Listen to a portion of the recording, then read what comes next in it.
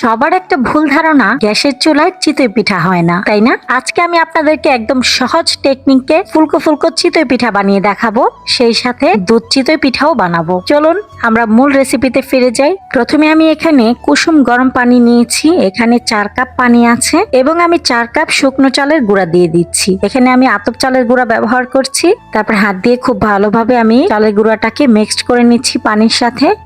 এইভাবে আমি আধা ঘন্টা রেস্টে রেখে দিব। আধা ঘন্টা পর আমি এই গোলাটাকে ব্লেন্ডারে ব্লেন্ড করে নিব। আর এইদিকে দুধ চিতই পিঠার জন্য আমি দুধটাকে আগে জাল করে নিচ্ছি। এখানে আমি একটা কড়াইয়ে 1 লিটার দুধ ঢেলে নিচ্ছি। দুধটাকে আমি ঘন করে নিব।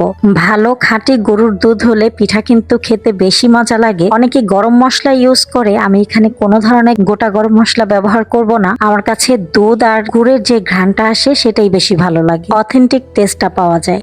আমি চালের গুঁড়াটা যে পানির সাথে মিশিয়ে রেখেছিলাম সেটাকে ব্লেন্ড করে নিয়েছি। এখন পরিমাণ মতো লবণ দিয়ে খুব ভালো মতো মিক্স করে নিচ্ছি। 4 কাপ পানিতে 4 কাপ চালের গুঁড়া দিয়েছি, ব্লেন্ড করেছিলাম, আর কোনো পানি দেইনি, শুধুমাত্র ব্লেন্ডারের জগটা ধুয়ে একটুখানি পানি দিয়েছি। এখানে আমি আর কিছুই দিব না। চিতই পিঠা বানানোর মূল প্রসেসটাই হচ্ছে এই গোলা। এই গোলাটা যদি আপনি ঠিক মতো বানাতে পারেন তাহলে আপনার চিতই পিঠাটা অবশ্যই ফুলকো ফুলকো হবে, সেটা গ্যাসের চুলাই হোক বা মাটির চুলাই হোক। যারা না জানে তারা কিন্তু মাটির চুলায়ও পিঠা বানাতে পারে না। পিঠা বানানোর জন্য আমি এরকম একটা লোহার খোলা নিয়েছি। এই তো আমি বিসমিল্লাহ বলে পিঠার গোলা দিয়ে দিলাম। আর এদিকে দুধটাও কিন্তু ঘন হয়ে এসেছে। 1 লিটার দুধ আমি জাল করে 3 পোয়া বানিয়ে নিয়েছি। তারপরে এখানে আমি খেজুরের গুড় দিয়ে দিচ্ছি। খেজুরের গুড়টাকে আমি আগে থেকে গলিয়ে নিয়েছি একটুখানি পানি দিয়ে। আর গুড়টা ঠান্ডা অবস্থায় আছে, এ পর্যায়ে আমি দুধের সাথে মিশিয়ে নিলাম। এখন আমি একটুখানি লবণ দিয়ে দিলাম যাতে করে মিষ্টির ব্যালেন্সটা খুব ভালো আসে।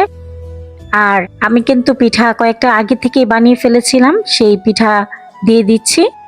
আর এই তো দেখেন মাশাআল্লাহ কত সুন্দর পিঠা ফুলেছে। আমি কিন্তু এখানে কোনো রকমের কোনো কিছু ইউজ করিনি, আপনারা দেখতেই পেয়েছেন। মানে বেকিং পাউডার, বেকিং সোডা এই ধরনের কোনো কিছু ইউজ করিনি। পিঠা কিন্তু এমনিতেই ফুলে যাচ্ছে যেহেতু গোলাটা পারফেক্ট হয়েছে। আর দেখেন অসংখ্য ছিদ্রযুক্ত পিঠা হচ্ছে। এই পিঠা কিন্তু ভিজালে অনেক সুন্দর ভিজবে। আমি 4 কাপের চালের গুঁড়া দিয়ে যে পিঠা হয়েছে সেগুলো সবই ভিজিয়ে নিয়েছি। তো আমার 12টা পিঠা হয়েছিল, 12টা পিঠা আমি ভিজিয়েছি।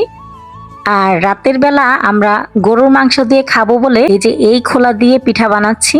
এই খোলা দিয়ে পিঠা বানালে কয়েকটা পিঠা একসাথে হয় আর তাড়াতাড়ি হয়ে যায়, আর একটু মচমচা হয়। মানে নিচ থেকে একটু মচমচা হলে খেতে ভালো লাগে। আর ভিজানোর জন্য বেশি মচমচা করা যাবে না, পিছনটা একটু সাদা সাদাই থাকতে হবে, তাহলে পিঠা খুব সুন্দর ভিজবে। আচ্ছা বলেন তো আপু ভাইয়ারা, আপনারা কে কোথা থেকে আমার ভিডিওটি দেখছেন আর আমার ভিডিও আপনাদের কাছে কেমন লাগে কমেন্টের মাধ্যমে কিন্তু জানাতে ভুলবেন না। আপনাদের লাইক এবং কমেন্ট আমাকে অনেক উৎসাহিত করে নতুন আরেকটি ভিডিও তৈরি করার জন্য। এই তো অলরেডি বাচ্চাদেরকে খাবার দিয়েছি, এখন আমি খেয়ে নিচ্ছি। পিঠা বানাবো আর খাবো। গরুর মাংস দিয়ে পিঠা খেতে এত বেশি মজা লাগছিল না, আলহামদুলিল্লাহ। আজকে আর ধনিয়া পাতা ভর্তা বানাইনি, আজকে শুধু গরুর মাংস দিয়েই খাচ্ছিলাম। রাতের বেলা আমরা ভেজা পিঠাও কয়েকটা খেয়েছিলাম, মানে 2-3টা পিঠা খেয়েছিলাম, এত সুন্দর ভিজেছিল রাতেই। আর এই তো সকালবেলা দেখেন কত সুন্দর ভিজে একদম রসগোল্লার মতো টইটুম্বর হয়ে গেছে পিঠাগুলো রস টেনে। এই তো আপনাদের সামনে একটা খেয়ে দেখাচ্ছি কত সুন্দর ভিজেছে পিঠা। পিঠার গোলা যদি পারফেক্ট হয় পিঠাও সুন্দর হবে এবং ভিজবেও খুব সুন্দর ভাবে। দেখেছেন মাশাআল্লাহ খুব সুন্দর হয়েছে পিঠাগুলো, আর খেতে আলহামদুলিল্লাহ অনেক মজা হয়েছিল। ভিডিওটি ভালো লাগলে প্লিজ একটি লাইক দিবেন। ভিডিও সংক্রান্ত কোনো মতামত থাকলে কমেন্টের মাধ্যমে জানাতে পারেন। আজকের মতো ভিডিওটি এ পর্যন্তই। আল্লাহ হাফেজ, আসসালামু আলাইকুম।